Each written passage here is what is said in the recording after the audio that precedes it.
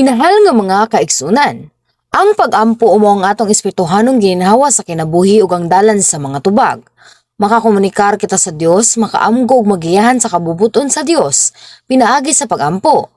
Ang pag-ampo sama sa insurance ug naglihok isip usa ka kaluwasan. Kini na nalipod kanato samtang kita nagpuyo sa sekular nga kalibutan ug nagtabang kanato sa dihang kitang makasugat ug mga kalisdanan ug mga problema sa kinabuhi. Unya, husto ba nga pasagdan ang ingon kahinungdanon nga pag-ampo? Kamong tanan makaamgo sa kamahingdanon sa pag-ampo ug mahimong mga magtotoo nga makaampo uban ang kalipay. Karong adlaw magpadayon kita gikan sa wali sa miaging semana ug mususi pa sa mga matang sa pag-ampo nga gitinguha sa Dios. Dayon, atong tan-awon ang pag-ampo uban ang kalag ug ang pag-ampo uban ang espiritu. Nagampo ko sa ngalan sa Ginoo nga kini nga mga pulong mahimong gahom. Hinaon ka makadawat ka kanunay ug abunda nga mga panalangin ug mga tubag, pinaagi sa mga pag-ampo nga makapahimuot sa Dios. Minahal nga mga kaigsunan. Ang una nga matang sa pag-ampo nga gitunguha sa Dios mao nga kita mag-ampo nga naanad sumala sa kostumbre. Ang ikaduha mao ang pagluhod nato sa pag-ampo. Karong adlaw, magpadayon kita sa mosunod nga mga matang sa pag-ampo nga gitinguha sa Dios. Ang ikatulo nga matang sa pag-ampo nga gitinguha sa Dios mao ang pag-ampo sumala sa kabubuton sa Dios ug dili sumala sa atong kagalingon. Sa Lucas kapitulo 22 bersikulo 42 si Jesus nag-ampo usab, dili ang akong kabubuton kun dili ang imo ang matuman. Apan daghang mga magtotoo nag-ingon nga nag-ampo sila ug wala makadawat sa tubag tungod kay wala sila kahibalo sa kabubuton sa Dios ug nag-ampo sumala silang kagalingon nga kabubuton. Usahay, ang mga tao mangayo og quid pro quo or masaad sa pagbuhat og usa ka butang kung ang Dios motubag sa ilang mga pag-ampo.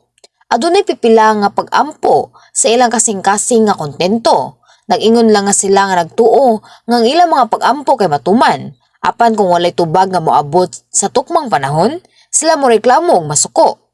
Kini nga mga pag-ampo wala magtagad sa Dios ug dili matawag nga pag-ampo sa pagtuo. Ang Santiago kapitulo 3 bersikulo 2 hangtod sa 3 nagsulat, kitang tanan masayop, ang tao nga dili masayop sa iyang pagpanulti hingpit og makahimo sa pagpugong sa iyang kaugalingon. Atong bukaduhan ang baba sa kabayo aron mosunod kini bisag asa nato padtua. Ingon usa ka pag-ampo nga gihangyo gikan sa kaugalingon nga mga tinguha, imposible nga makadawat sa tubag gikan sa Dios. Kung gusto nimo makadawat og mga tubag sa mga hangyo sa pag-ampo ug muuswag sa tanan, kinahanglan nimo nga itugyan ang imo mga pag-ampo sa Dios. Ang pag-ampo nga gipiyal sa Dios nagpasabot sa pagtuo nga ang Dios magtinabangay alang sa kaayuhan sa tanang butang ug sa kanunay muhatag og maayong mga butang ingong amahan nga Dios sa gugma. Uban niini nga pagtuo, dali nga magpasalamat og mamaya bisan unsa pa ang kahimtang. Ang pag-ampo nga gihalad uban niini nga matang sa kasing-kasing nagtumong sa pag-ampo nga gisalig sa Dios. Sa diha nga kita naghalad sa usa ka pag-ampo nga gisalig ngadto sa Dios, usa ka mensahero nga anghel ang moabot aron sa pagtabang ug ang Dios mugiya kanato ngadto sa labing haom nga dalan nga natala sa bersikulo 43 sa karon nga pasahi. Adunay daghang mga tao nga nag-ingon nga sila nagsalig og nag-ampo sa Dios apan sa tinuod dili hingpit nga itugyan ang tanan sa Dios. Sa pagkadungog bahin sa makagahong nga Dios, nagtuo ka nga mahimo nimong itugyan ang tanan sa Dios. Apan kung magatubang gyud ka sa mga kalisdanan, magsugod ka sa pagduha-duha og bagunahuna nga dili kini nimo mahimo. Ang kabalaka kung unsa ang may tabo kung ang Dios dili motubag sa paagi nga gusto nimo magsugod sa pagsulod diha sa imong hunahuna. Tungod kay dili kini makapahimuot sa Dios, ang espirituhanong pagtuo nga makadawat og mga tubag gikan sa taas kay dili mahatag. Bisan pa sa pag-ingon sa mga tawo nga itugyan nila kini sa Dios og mga pag-ampo, sa katapusan ilang gigamit ang ilang kaugalingon nga salabutan o pamaagi o nagsalig sa uban aron makabot ang ilang katuyuan. Ang mga tao nga tinuod nga nagsalig sa Dios dili gayud modangop sa tawhanong paagi, bisan pa kon sila si Daniel nagatubang sa kamatayon sa langob sa leon. Og bisan kung ang mga resulta dili sama sa ingon nga gilauman, kinahanglan nimo nga dawaton uban ang pagpasalamat og kalipay kung kini kabubuton sa Dios. Hinaot nga kamong tanan adunay hingpit nga espirituhanong pagtuo. Dili lamang ang pagtuo isip kahibalo ug mosalig lamang sa Dios. Unya, Dili ka mahadlok bisan kung anaa sa walog sa landog sa kamatayon ug makabaton sa abilidad sa pagbuntog sa mga babag pinaagi sa pagsalig sa Dios uban sa kalipay ug pagpasalamat. Nalipay ang Dios sa mga pag-ampo nga gihalad uban ang pagtuo o gitubag kini dayon. Ang ikaupat nga matang sa pag-ampo nga gitunguha sa Dios mo ang pagsinggit ug pag-ampo nga mainiton uban ang kasibot. Ang Lucas Kapitulo 22 versikulo 44 nag-ingon, ug samtang naganto siya sa kahilabihang kasakit, nagampo siya sa labi pa ka mainiton gayud. Ang iyang singhot sama sa dagkong tulo sa dugo nga nangahulog sa yuta. Si Jesus nagampo sa hilabihan ka mainiton uban sa dakong kasibot nga ang mga ugat sa dugo sa iyang naong mibuswak ug ang dugo mitulos sama sa singhot. Kung kita mag-ampo nga samang paagi, makadawat usab kita og mga tubag, ingong resulta sa kakugi ug singhot. Ang Ginoo mao ang balaod sa espirituhanong kalibutan, nga anihon ninyo ang inyong gipugas. Aron sa pag-ampo nga masibuton kinahanglan una ka mosinggit sa pag-ampo. Ang pagsinggit sa pag-ampo nagpasabot sa pagpataas sa imong tingog ug pag-ampo uban ang kinasingkasing nga kasing-kasing. Sa Biblia, imong makita ang mga katigulangan sa pagtuo nga misinggit usab diha sa pag-ampo. Ang Exodo Kapitulo 15 versikulo 25 ug Números Kapitulo 12 versikulo 13 napakita kanato nga si Moises mituaw sa pag-ampo ngadto sa Ginoo. Ug ang unang Samuel Kapitulo 7 versikulo 9 nagsulat mahitungod ni Samuel nga mituaw ngadto sa Ginoo. Lakip ang propetang si Elias nga nagpakanaog og kalayo ug ang propeta nga si Jonas nga nagampo diha sa tiyan sa isda. Atong makita ang tanang propeta nga misinggit sa pag-ampo. Sa bag-ong tugon si Jesus uban ni Apostol Pedro ug Dikon Esteban kinsa migamit sa dagkong gahom misinggit og nag-ampo. Ang Dios usab miingon diha sa Jeremias Kapitulo 33 versikulo 3, "Sangpita ako ug tubagon ko gayud ikaw. Ipadayag ko kanimo ang kahibulungan ug katingalahang mga butang nga wala mo masayri." Kini nagpakita og ebidensya nga ang Dios nagtinguha sa pagsinggit diha sa pag-ampo. Ngano nga kita mag-ampo uban ang sentro nga kasing-kasing sa dihang kita muhilak. Mahimo ka usab nga mag-ampo nga na sentro ang kasing-kasing sa mediative nga pag-ampo. Kung kita mag-ampo, ang kaaway nga yawa og si Satanas mosulay sa pagbabag kanato kung kita dili mosinggit sa pag-ampo. Kini nga panghilabot makapugong kanato sa pag-ampo nga may nakasentro nga pagtagad. Kung kita dili mag-ampo uban sa sentro nga kasing-kasing, si Satanas magtanom og makabalda nga mga hunahuna.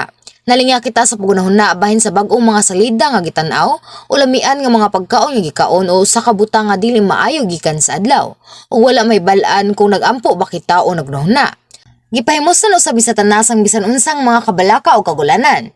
Ang sunod nga maabot mo ang kakapoy. Sa gayon nga ang makabalda nga mga hunahuna uban sa mga kabalaka o kagulanan kay makita, mahimong lisod ang pag-ampo nga dunay nakasentro nga pagtagad o natural. Imong makita ang imong kaugalingon ni gikapoy. Unya, ang kakapoy mo sangpot sa pagkatulog. Apan kung ikaw mainitong musinggit sa pag-ampo, makadawat ka og mga bag-ong kusog gikan sa taas og mag-ampo uban ang kasibot bisan pa sa pisikal nga kakapoy gikan sa taas nga adlaw sa trabaho. Kini nga mga matang sa miniton nga pag-ampo makapawala sa pisikal nga kakapoy. Mas muhimsog ka. Importante ang mainiton nga pagsinggit o pag-ampo sumala sa kabubuton sa Dios aron sa paghalad og sentro nga pag-ampo nga makapahimuot sa Dios. Nagampo ko sa ngalan sa Ginoo nga imong isentro ang imong kasing-kasing sa kahimpitan sa balang espiritu ug mosinggit sa pag-ampo aron makadawat sa tanang tubag. Ang ikalimang matang sa pag-ampo nga gitinguha sa Dios mao ang pag-ampo uban ang pagtuo og gugma. Ang Hebreoanon Kapitulo 11 versikulo 6 nagsulti kanato nga kung walay pagtuo, imposible ang makapahimuot sa Dios. Ang pagtuo makapahimuot sa Dios ug usa ka kinahanglanon aron makadawat og mga tubag. Unsang mahitabo ko nga Dios mohatag og mga tubag ngadto sa usa ka tawo nga walay pagtuo kanunay nga nagduduha. Mahimong magduduha ang tawo kung ang tubag gikan bagay sa Dios ug na nga sulagma lang kini. Unya dili ka mobati og bisan unsa nga kalipay ug pasalamat sa pagdawat sa mga tubag ni ikaw makahimo sa paghimaya sa Dios. Ang Santiago Kapitulo 1 versikulo 6 hangtod sa 7 nagsulat, "Apan kinahanglang mangayo siya uban ang pagtuo sa walay pagduduha, kay ang nagduduha sama sa balod sa dagat, nga gipadpad og ikuso-kuso sa hangin. Kay kanang tawhana dili angay magdahom nga siya makadawat og bisan unsa gikan sa Ginoo. Apan ang usa ka adunay pagtuo nagpakita og kalipay ug pagpasalamat tungod kay sila nagtuo nga ilang nadawat na ang ilang hangyo sa pag-ampo." Ang Dios nga nakakita sa kalipay ug pasalamat miilas nga ang mga tawo adunay pagtuo ug naghatag kanila sa ilang mga hangyo sa pagampo. Ang kamot uban niining matang sa pagtuo na kinahanglan og pagampo uban sa ug ang gugma. Ang rason nga miadto si Jesus sa bukid sa mga olibongan ug nagampo sa tibok niyang kusog alang sa mga tawo nga naa sa dalan sa kamatayon tungod sa sala. Ang Juan Kapitulo 17 napakita kanato nga si Jesus nagampo uban ang kasing-kasing sa gugma alang sa mga tawo. Ang Juan Kapitulo 17 versikulo 11 nagsulat, "Wala na ako sa kalibutan, apan sila sa ilang kaugalingon ania sa kalibutan. Ug ako moanha kanimo, balaan nga amahan. Bantayi sila sa imong ngalan, ang ngalan nga imong gihatag kanako aron sila mahimong usa sama kanato." Girecord usab sa Juan Kapitulo 17 versikulo 24, sa Jesus nga nagampo, "Amahan, gusto ko nga sila usab nga imong gihatag kanako mahiuban kanako kung asa ako, aron makita nila nga akong himaya nga imong gihatag kanako, kay higugma mo ako sa wala pa ang pagatukod sa kalibutan."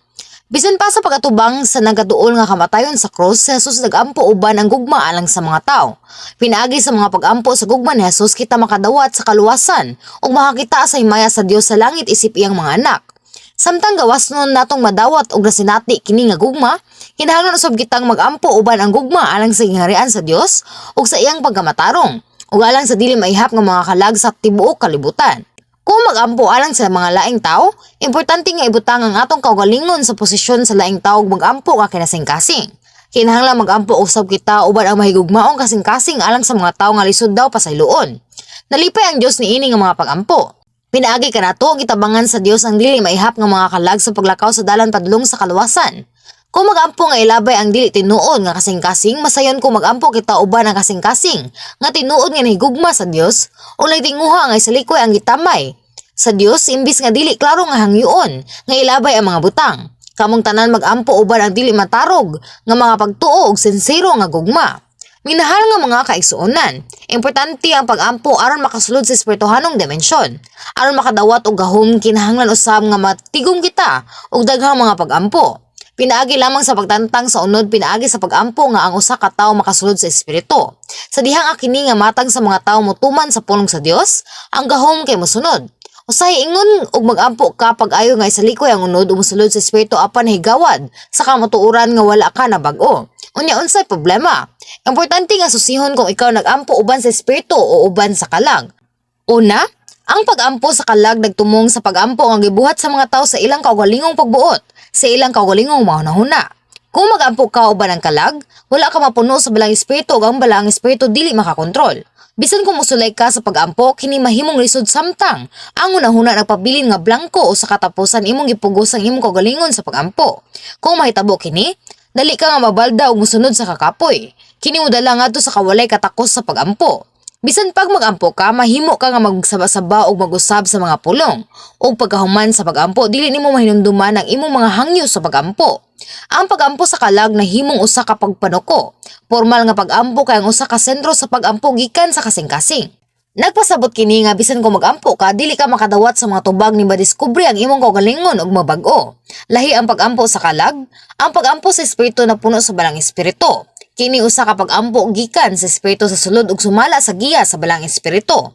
Kasagaran, ang pagsulti sa mga dila gipasabot sa pagampo sa espiritu tungod kay ang atong espiritu nagampo alang sa atong kalag. Apan kini adunay lahi nga kahulugan sa pagampo sa espiritu. Bisan unsa pa kadaghan ang imong gisulti sa mga dila, kung nagsulti ka sa mga dila nga adunay laing-laing mga hunahuna nga motungha sa imong hunahuna, unya kini mahimong usa ka pagampo sa kalag. Kung magampo ka uban ang espiritu ubos sa giya sa balang espiritu, makunahuna ka dayon sa mga pagampo sa dili nga kinahanglan mamano-mano og pagunahuna niini. Walay babag sa dagan sa pagampo. Mahimo usab nimo madiskubrihan ang mga tinago nga mga kinaiya bahin sa imong kaugalingon o mga aspeto gikan sa kailadman sa imong kasing-kasing. Usahay, mahimo ka nga magampo alang sa mga lugar nga wala nimo manahuna pinaagi sa paggiya. Kini nga pagampo dili gikan sa imong kaugalingon nga kusog kun dili ang pagampo gikan sa balaang espiritu isip usa. Ang balang espiritu nagtabang kanimo nga masabtan ang wala mahibal-i ug usahay nagandam-daan kanimo pinaagi sa pagampo ingon nga nahibal-an niini ang tanan. Minahal nga mga kaigsunan, unsa kaha ka malipayon og puno sa inspirasyon kung kamo mahimong usa uban sa balang espiritu diha sa pagampo. Ang balang espiritu nakaila sa kasing-kasing sa Dios ug maayo kaayo. Pinaagi sa pag-ampo nga nahiuyon sa balang espiritu, kita makatanyag og mga pag-ampo nga makapahimuot sa Dios. Ang kalipay o kahigpitan sa balang espiritu dili kalikayan nga makita ni adtong nagampo. Ug ang mga tubag dali nga mahitabo alang sa bisan unsang hangyo sa imong pag-ampo. Ang unang Juan kapitulo 5 bersikulo 14 nagrecord, kini mao ang pagsalig nga atong nabatunan sa tubangan niya, nga kung kita mangayo og bisan unsa sumala sa iyang kabubuton, siya mamati kanato. Kung kita mahimong usa sa balang espiritu og mangayo sumala sa kabubuton sa Dios, kita mapanalanginan og mga tubag sa tanan atong gipangayo. Samtang ikaw mahimong usa sa balang espiritu, ikaw hinahinay nga molapas sa lebel sa pagkapuno sa balang espiritu ug makaabot sa lebel nga ikaw mapuno sa kapuno ug inspirasyon sa balang espiritu. Kini napasabot sa pag-ampo uban ang bug-os nga pagkontrola sa balang espiritu. Ang imong lawas mibati nga naglutaw ka sa langit sa panganod ug ang balang espiritu hingpit nga nagmando sa imong mga pulong. Kung mag-ampo uban ang kahingpitan sa inspirasyon sa balang espiritu, dali ka nga makadawat og mga tubag ug masunog ang salagikan sa gamot sa kalayo sa balang espiritu. Kini makapabuhi sa pagsulod ngadto sa espiritu. Importante ang pagtigom niini nga matang sa pag-ampo aron makadawat og gahom ug ang Dios mao'y mutino kung kanusa moabot ang panahon. Ang usa ka tawo nga makadawat sa gahom kinahanglan usab nga ibutang sa ilang kaugalingong mga paningkamot sa pag-ampo aron makadawat sa gahom. Apan ang Dios kusganong nagpadayag ni adto kansang mga sulanan giandam sa mayniton nga pag-ampo aron makadawat sa gahom. Ang tawo makadawat og giya aron madungagan ang gitasuon sa pag-ampo ug ipunting ang pag-ampo sa pagdawat og gahom. Sa diha nga ang Dios naghatag og direkta nga paggiya ug kita motuman, ang Dios naghatag og grasya ug kusugikan sa itaas. Kini nagtugot kanato sa pag-ampo uban ang kahimpitan ug inspirasyon sa balang espiritu. Samtang kini nga mga matang sa pag-ampo magtigom, ang gahom sa Dios kay nagsunod. Apan ang gahom dili moabot sa bisan kinsa nga nagpadayon sa pag-ampo bahin niini. Parehas kini kung ang mga tawo wala makadawat direkta nga giya, apan nag-ampo aron makadawat sa gahom sa ilang kaugalingon nga pagbuot.